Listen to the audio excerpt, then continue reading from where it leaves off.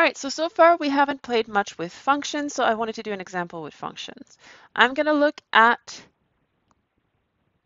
this vector space. So if you remember the notation, it's a vector space of function from, this is the domain, so from 0, 1, and all of these are real values, and so 0, 1 to R.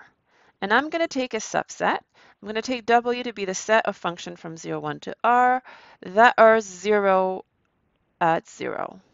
I want to show that W is a subspace of 0, 1, of F01, sorry. All right, so again, three properties. Property 1, I need to show that the 0 of V is in W. So 0 of V is the 0 function. And so if I want to check this condition on it, I need to apply the 0 function on 0. I will get 0. In fact, I will get 0 whatever point I plug in, but that means 0V is indeed in W. All right, so first property is true. Second, let me take two functions. I'm going to call them f and g in W. So we know that f of 0 is 0 and that g of 0 is 0 because that's the condition to be admitted in W.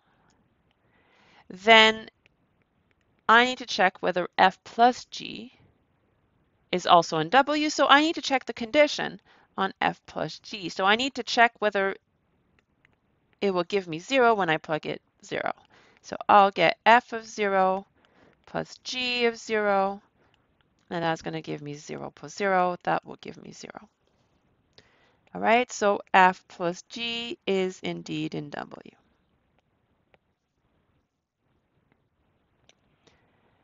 Third condition, I need to take an element of W and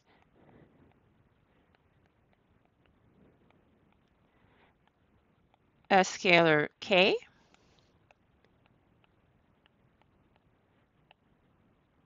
So we're given that f of 0 is 0, and now we want to check whether kf, this new function, will also be in W. So again, whatever function you have, if you want to check whether it's in W, all you have to do is evaluate that function at 0 and check that you get 0 as the answer.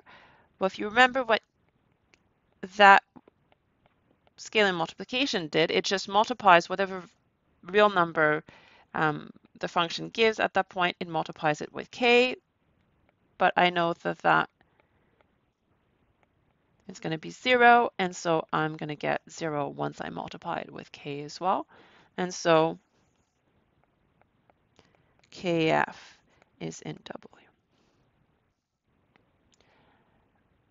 All right, so I proved all three properties, and so W is a subspace by theorem 1.2.1. All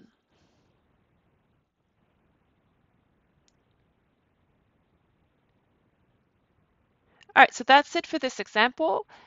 In the next video, we'll see a couple of general examples, and then we'll start looking at things that are not subspaces.